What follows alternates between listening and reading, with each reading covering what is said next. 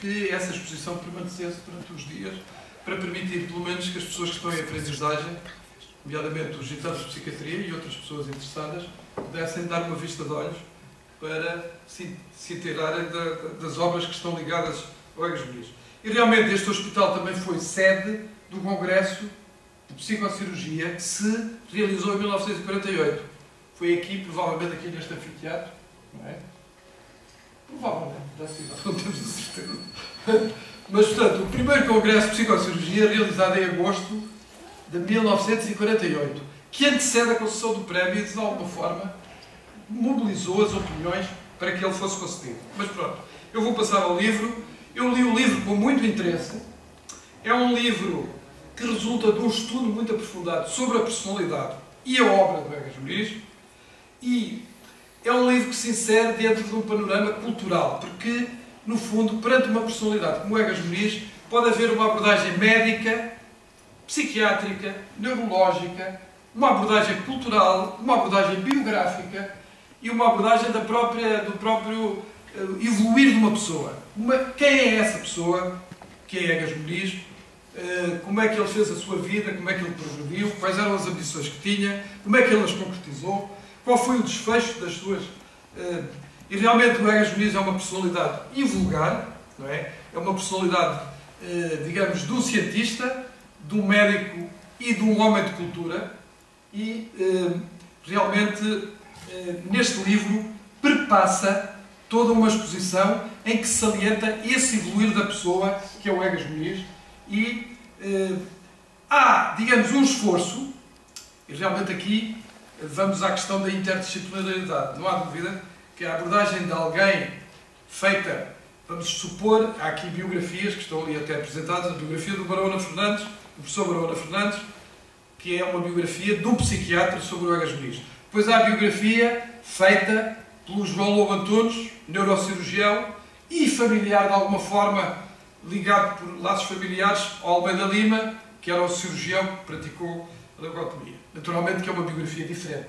Aqui estamos perante uma biografia de alguém que não está diretamente ligado à medicina, mas está ligado à cultura e à investigação direta de como é que se procedeu à concessão do Prémio Nobel, e tem muita informação e muita reflexão sobre, digamos, a figura do Egas Muniz.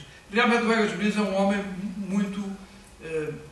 cuja personalidade toca muitas áreas. Por exemplo, toca a área da política, e isso sobressai aqui, porque há aqui um capítulo até sobre esse domínio. O próprio Egas Muniz fez um livro que se chama, nós não temos aí na exposição, Um Ano de Política. Mas foi mais que um ano de política. Aliás, nesta obra, uma das coisas que ressalta é que o Egas Muniz foi sempre um homem político. E, portanto, ele geriu a sua própria carreira como cientista e, digamos, a luta pelo Prémio Nobel, pelo seu reconhecimento científico, a nível universal, porque o Prémio Nobel é, digamos, um prémio que tem um valor universal, não é? Especialmente no domínio científico. Por exemplo, os Prémios Nobel da Paz já são um bocado caricaturais, alguns deles, pelo menos na minha opinião, não é? Mas os prémios científicos são, digamos, prémios de um grande peso, não é?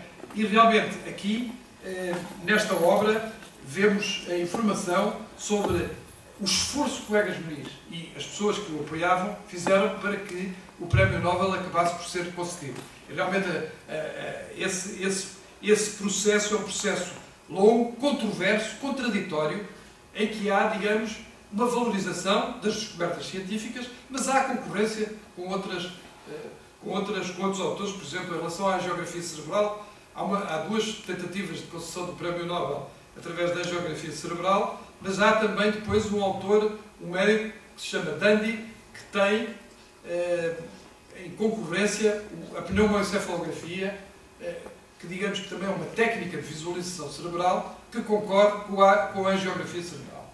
E realmente a gente vê que, de facto, são processos contraditórios complexos, não é? Que estão aqui bastante bem assinalados. Portanto, o Egas Muniz é uma figura política que esgota a sua carreira política no início dos anos 20, foi deputado à Constituinte, e tudo aqui está bastante saliente nesse aspecto. Foi deputado também no período monárquico, depois ainda teve o papel de ministro e de embaixador, e depois às tantas abandonou a vida política, mas continuou a ser politicamente ativo na sua carreira profissional e desenvolve com grande entusiasmo toda a sua atividade profissional.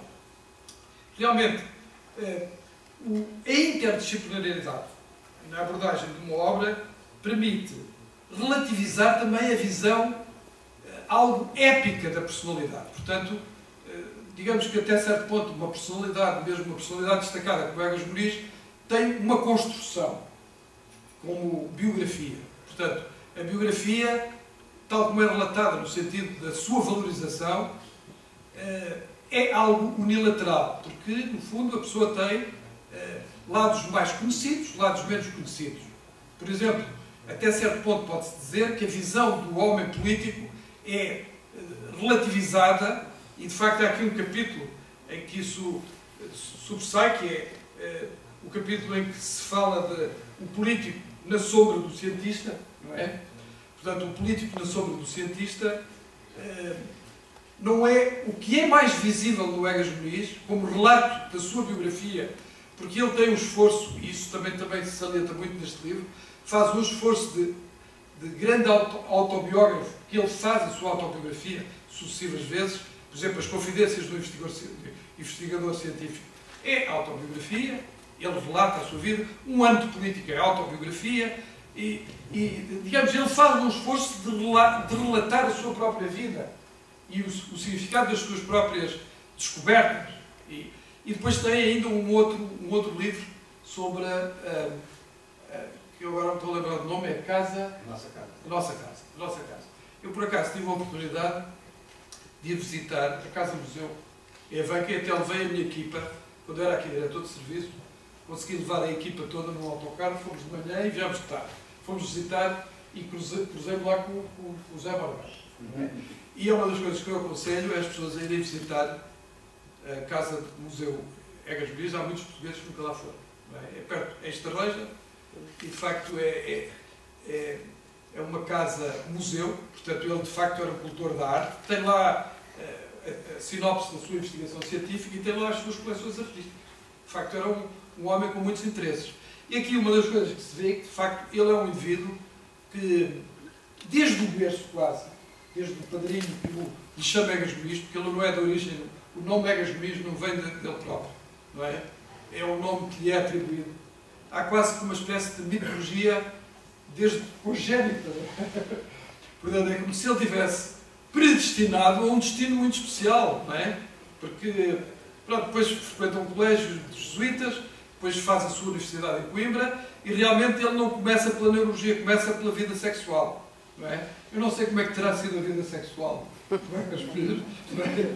Isso é uma dúvida, porque a gente não sabe essas coisas, mas por acaso uma vez, não é? Uma doente, eu não sei se era verdade ou não, uma doente disse-me que era neta do Egas Muniz. Uma doente minha, já não está viva. Eu não sei se ela estaria a dominar, mas ela não era esquizofrénica.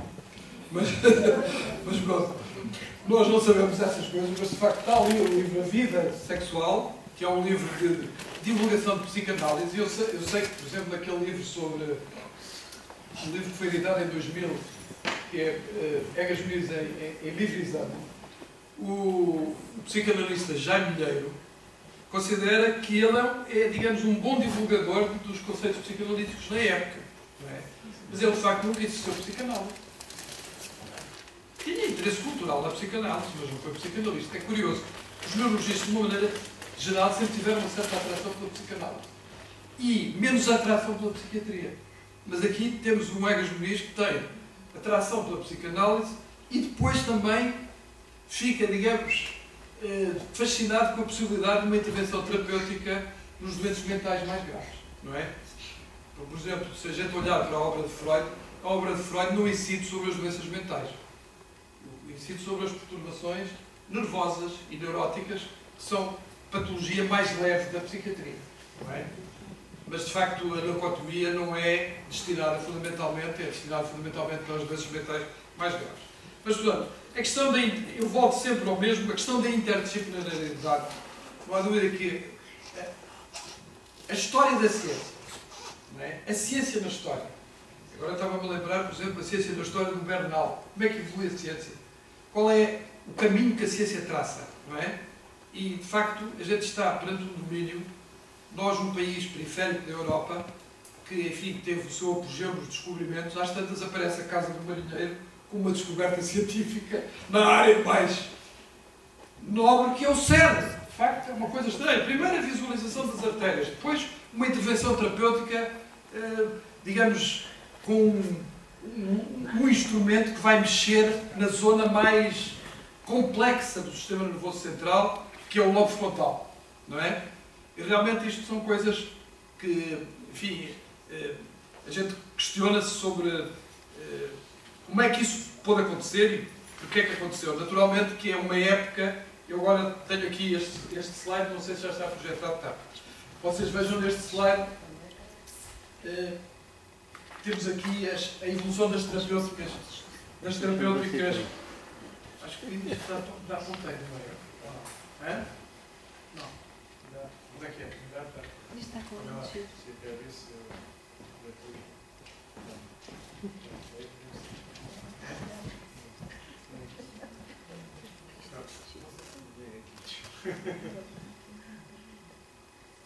Eu penso que estes instrumentos são mais fáceis de utilizar que o low-cost. Mas o low-cost é um instrumento simples, não é? Não é? Muito simples. Uma invenção, de facto, pronto. Por acaso, quando penso nesse instrumento, além da ideia, depois surge um instrumento, de facto, não é? Há um instrumento, uma técnica, a técnica operatória. Realmente, não há dúvida que no caso do Egas Muniz, verifica-se, no plano médico, que ele é ao mesmo tempo um indivíduo, ele é um indivíduo prático, técnico, não é? E a teoria surge depois da técnica. Mas vocês vejam aqui, portanto, aqui temos...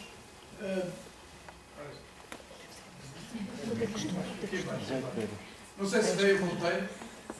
Aqui temos a... Já apresentamos o currículo de Freud, são os dois do mesmo ano, estás a ver? Mas é outro que foi de 57. Em 1917, a malária autrática do Joreg. Este Wagner von Joreg é vienense, é um psiquiatra vienense. Ganhou um prémio Nobel. Porquê? Porque tratava a sífilis cerebral com a malária. Coisa que hoje a gente disse sim, como é que é possível? Mas em 1927 ganhou um prémio Nobel. De facto, a sífilis cerebral era uma doença gravíssima que, enfim, que não tinha tratamento. E depois temos a narcose prolongada, que é a terapia do sono, ainda aparecem as pessoas a dizer tratamento do sono como solução, narcose prolongada. Clésia. Depois o coma insulínico. Aqui este hospital teve muito coma insulínico. A terapêutica de coma insulínico no início era comum na esquizofrenia e noutras doenças. E depois o choque cardiosólico. E, por acaso, é interessante ver que estes anos, vocês vejam, 33, 35, 38, 35, o eletrochoque em 38, são anos gloriosos destas terapêuticas de choque, terapêuticas, digamos, agressivas, de doenças agressivas. Porque ainda há pouco estávamos a falar sobre isso. A terapêutica agressiva é agressiva e é um bocado, digamos, dura, não é? Mas a doença também é. O problema é que, por vezes, usavam-se algumas terapêuticas agressivas para doenças que se podiam tratar de uma maneira mais atenuada, não é? O problema é a adequação da terapêutica à realidade. De qualquer maneira, temos aqui o início da psicofarmacologia de 52. Este hospital surge, abre as portas em 42. Portanto, em 42 ainda não havia a revolução psicofarmacológica, não é? E o prémio Nobel é atribuído em 49. E vocês vejam que a terapia pela leucotomia em 1935, 36, não é? Portanto, estamos numa época que já enfim, é diferente. Destas terapêuticas de choque ficou só o eletrochoque. O eletrochoque continua a ser necessário, em muitos casos, especialmente de pressões graves. Mas pronto, deixando isto, queria só lembrar aqui o contexto histórico, não é? Ora, deixa ver. O contexto histórico da psiquiatria de pessoas é muito interessante ver as épocas dos nomes, não é? E vocês vejam aqui, neste livro há a preocupação também de pôr em evidência que nem sempre a narrativa do autor, neste caso, a narrativa do Egas Muniz, corresponde totalmente àquilo que se passou, não é? E, nomeadamente, por exemplo, em relação às técnicas, a gente vê que muitas vezes a justificação teórica das técnicas é posterior à técnica. Por exemplo, em relação ao Ramon e Cacau, o Egas Muniz filia parte da sua exposição sobre a leucotomia na teoria da célula nervosa do Ramon e Cacau. Mas ele só faz isso muito tardiamente, muito depois de utilizar a técnica, quase na fase final da sua vida. Portanto, é como se o Egas Muniz tivesse tido a necessidade de justificar teoricamente a sua própria utilização da leucotomia. Porque, de facto, muitas descobertas científicas no âmbito da medicina não têm uma teoria muito justificada, são mais empíricas. E aqui estamos no domínio da técnica empírica. Utiliza-se a terapia, por exemplo, o eletrochoque. A explicação da eficácia do eletrochoque não corresponde à verdade. São constatações empíricas. A própria psicofarmacologia surge de acasos e não resulta de um conhecimento prévio das razões da ação dos fármacos. Vocês vejam aqui, o Freud, em 1856, nasceu na mesma altura que o Júlio de Matos. Impressionante, eu pus aqui Júlio de Matos com dois dedos. Porque eu usava os dois dedos. Mas 1856. E o Egas Muniz filia-se, portanto, valoriza muito o Ramon e Cacau, sobressai aqui no livro do Manuel Correia, também valoriza o Pavlov, portanto, a teoria do Pavlov, que é uma teoria neurofisiológica, que também concede um prémio Nobel. O Ramon e Cacau ganham o prémio Nobel em 1906 e ainda há pouco vimos ali naquele quadro sobre os prémios Nobel, e o Pavlov em 1904. Não é? E temos depois aqui o Babinski, com quem ele também privou, não é? Portanto, e vocês vejam o Miguel Bombarda. O Miguel Bombarda também tinha um conceito de psiquiatria muito baseado no sistema nervoso central, no cérebro. Era muito um materialista, muito reducionista, tal como o Egas Muniz. Mas é curioso que o Egas Muniz é contraditório, e aliás isto sobressai muito na sua obra, não é? Porque ele ao mesmo tempo tem tecnologias e técnicas muito baseadas naquilo que é o sensível, o material, etc. A abordagem do sistema nervoso para visualizar o cérebro e para tratar as doenças mentais através da cirurgia, e ao mesmo tempo interessa-se pela hipnose, pela sugestão, pela sociologia, por exemplo, as psicoses sociais, uma tentativa de interpretação da política através da psicologia social e enfim, da sugestão. E, portanto, é um homem que também tem um certo ecletismo na abordagem dos problemas. Eu acho que ainda tenho aqui um outro slide. Aqui temos o Egas Muniz, cá está. Egas Muniz nasce em 1874 e morre em 1955. É engraçado que a carreira do Egas Muniz tem uma fase política que vai até quase aos 50 anos, não é? E ele tem um início tardio da sua projeção como grande investigador, que começa já aos 50 anos. É impressionante, de facto, não é? Agora, há aqui no seu livro uma ideia de que ele geriu a sua carreira com uma certa estratégia. Porque ele, além de fazer as coisas, pensava no resultado e no impacto e na notoriedade que elas tinham. E, portanto, ele foi, ao mesmo tempo, um estratega da sua própria projeção.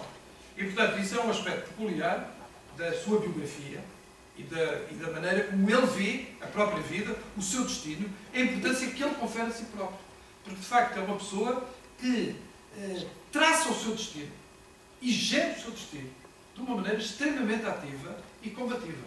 Não é?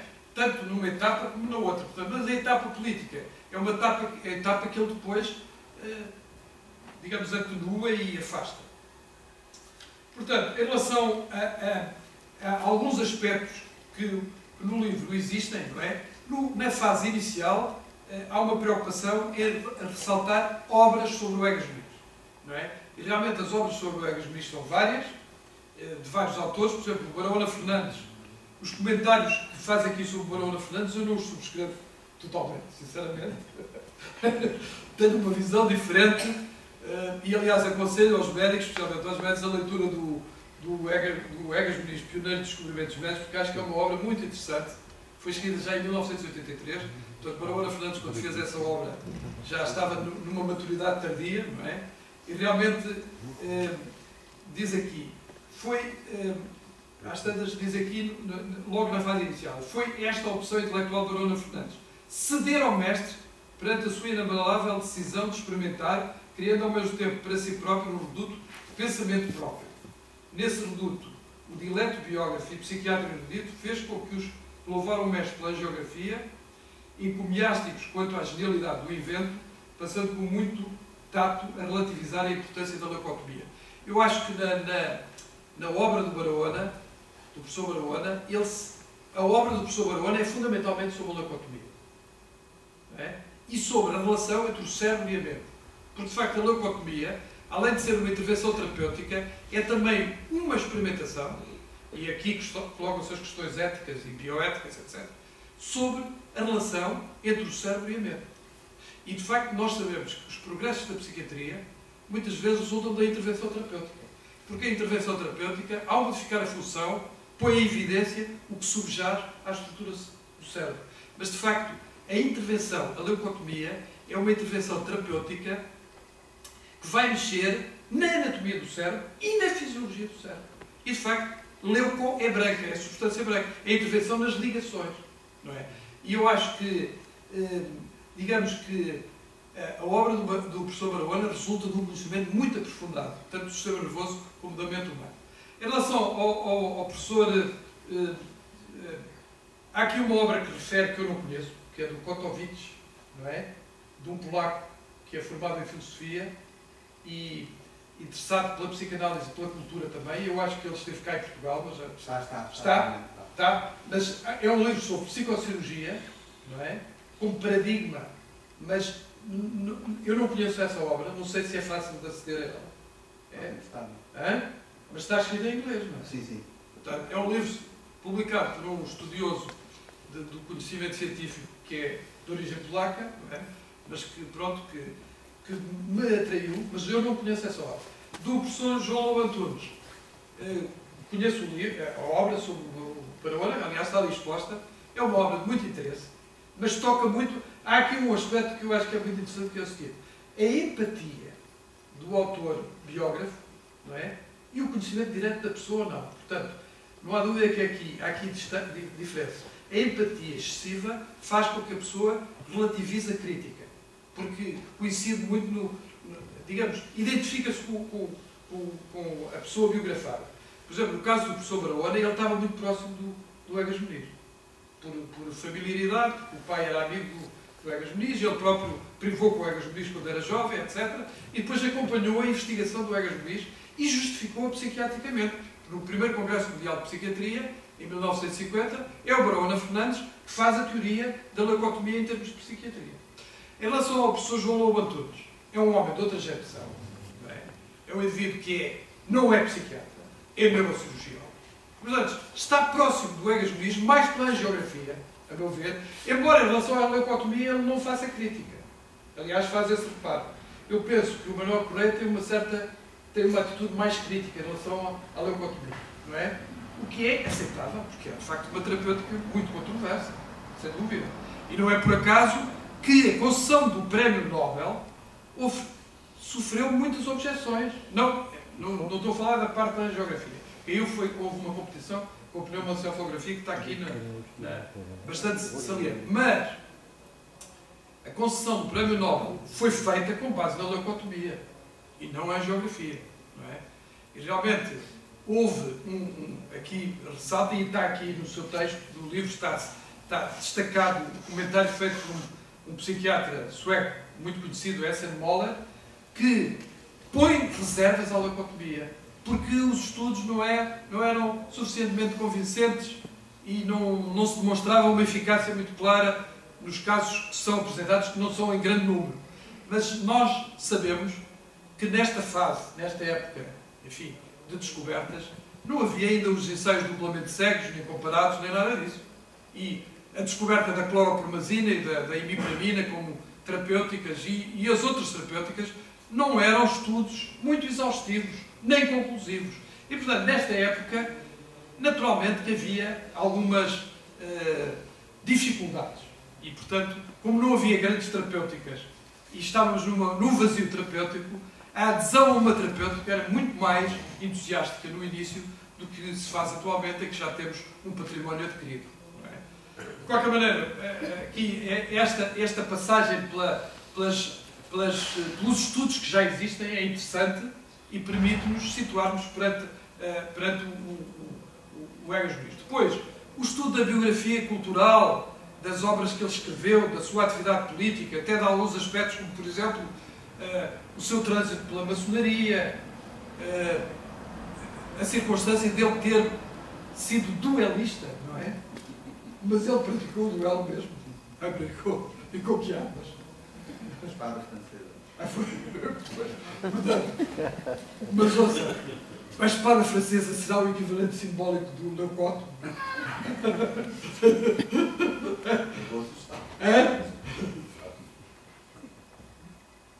De qualquer maneira, esses são os aspectos biográficos que não são muito patentes na sua versão. Mas eu penso que é aceitável que o Egas Muniz dê destaque maior a alguns aspectos da sua biografia que a outros. Porque ele próprio, a partir de uma certa altura, valorizou muito mais a investigação científica que a sua atividade política. Portanto, a sua atividade política foi um bocado, digamos, naufragou, não é? Depois do sidonismo, em que ele aderiu ao sidonismo, não é? Naufragou. Mas, isto também se perpassa aqui, o Egas Muniz manteve, dentro de um espírito conservador, uma atitude anti-salazarista. Apoiou o Corino de Andrade, teve uma atitude de defesa da oposição democrática, embora sempre num espírito liberal conservador. E isso também se salienta aqui. Portanto, há aqui neste livro um conhecimento da personalidade do Egas Muniz bastante para além da parte científica. Porque a biografia de uma personalidade como Egas Muniz não se pode reduzir só àquele aspecto épico do grande cientista que descobriu, que fez as descobertas que fez, que são de alta valia, sem dúvida, independentemente das reservas que se possam pôr, porque mesmo a psicocirurgia, ainda há pouco estávamos a falar sobre isso, não teve antecedentes, digamos, significativos, mas não morreu depois de acabar a leucotomia, porque há uma psicocirurgia estereotáxica que continua a existir. É evidente que, com muitas restrições, sem aquela ideia entusiástica que levou até uma figura americana, que é o Walter Freeman, a fazer leucotomias de uma maneira extremamente desinibida e desenvolta. Há ali uma carta, por acaso, do Walter Freeman para o professor Polónio, nós que estávamos no polo do professor Polónio. Ora bem, mas há aqui uns conceitos também que eu quero salientar. O Manuel Correia fala em poder biográfico, não é? Como um poder que... Eu acho que isso é um conceito mais de tipo sociológico, não é? Digamos, a possibilidade de alguém influenciar o conceito da sua própria biografia. E, de facto, não há dúvida que o Egas Muniz teve muita preocupação em reforçar a sua biografia de uma maneira proativa. E depois, naturalmente, que houve outros autores que fizeram o mesmo. E o próprio país. Porque, independentemente do espírito oposicionista do Egas Muniz, a verdade é que no período em que decorre a vida dele, ele foi culturalmente valorizado pelo país. E, portanto, a personalidade dele continua a ser valorizada. Nós sabemos, não é só a estátua do Egas Muniz, é as comemorações, as ruas com o nome, etc. Portanto, é uma figura reconhecida. Eu lembro-me da nota de 10 mil, a nota de 10 mil escudos. É curioso que a nota de 5 mil escudos tem um eterno cantal. Sofria de doença bipolar. O eterno cantal, 5 mil escudos. E suicidou-se. Morreu, suicidou. País de suicidas, como dizer o outro. Mas, portanto, e o Egas Muniz está na nota de 10 mil escudos. Portanto, e há selos também, e outras comemorações, mas a nota de 10 mil escudos, se bem me lembro, porque eu não guardei nenhum lugar, mas se bem me lembro, tem a geografia de um lado e a leucotomia do outro, não é? Portanto, não está omitida. Ora seja feita, porque de facto a leucotomia um bocadinho, aparece um bocado como algo de que a gente não se orgulha muito, não é verdade? Mas acho que erradamente, porque nós devemos pensar que, isto é a minha opinião, penso que não será bem a sua, não é? Porque em relação à leucotomia nós podemos ter uma visão que acentua mais os aspectos negativos ou que acentua os aspectos positivos. Eu estou muito mais no lado dos aspectos positivos, porque acho que houve alguns excessos, certamente até no nosso país, mas foram mais até dos Estados Unidos da América. e qualquer terapêutica, até os neuroléticos, sofreram bombardeamentos terríveis. Não é? Porque todas as terapêuticas psiquiátricas se deparam sempre com um obstáculo que é este. Serão eficazes, não serão? Farão mais mal ou mais bem, etc, etc. E depois, como há muitas tendências sempre na área da psiquiatria, há sempre pessoas a contrariar. E realmente, não é por acaso, temos a história da psiquiatria e da antipsiquiatria. Não é? E os sociólogos, em geral, estão mais do lado da antipsiquiatria. Por exemplo, Foucault, que é um grande sociólogo, historiador, escreveu a História da Loucura. E eu, por acaso, quando comecei a minha especialidade, já vi essa História da Loucura e achei interessante, e li, não é? Mas não é a história da psiquiatria, da loucura. Ora, a história da psiquiatria é a história da luta contra a loucura, com muitas falhas, muitas insuficiências. Bem, eu já estou a alongar um bocadinho mais, portanto, eu vou concluir. O que é que eu acho sobre o livro? Acho que é um livro muito interessante, aconselho a sua leitura. Acho que nós devemos conhecer mais sobre a obra e sobre a personalidade do Egas Muniz, e este livro dá dimensões que outras obras não dão, não é? Não substitui as outras, mas completa e, digamos, dá outra visão que eu acho que é muito importante, porque precisamente a interdisciplinaridade é muito importante nestes domínios. São domínios controversos, complexos, em que há muitas variáveis a ter em conta e, portanto, acho que esta obra é uma obra que deve merecer o interesse das pessoas que estão interessadas no conhecimento da medicina, no conhecimento da personalidade do Egas Muniz e no conhecimento da cultura portuguesa também. Esta é uma personalidade que merece ser conhecida. E, portanto, dou-lhes parabéns, porque não me cabe a mim julgar, obviamente, não é? A não ser no campo estrito da medicina, porque no resto, enfim, estou aqui como um homem interessado pela cultura portuguesa também, mas aprecio muito a sua obra.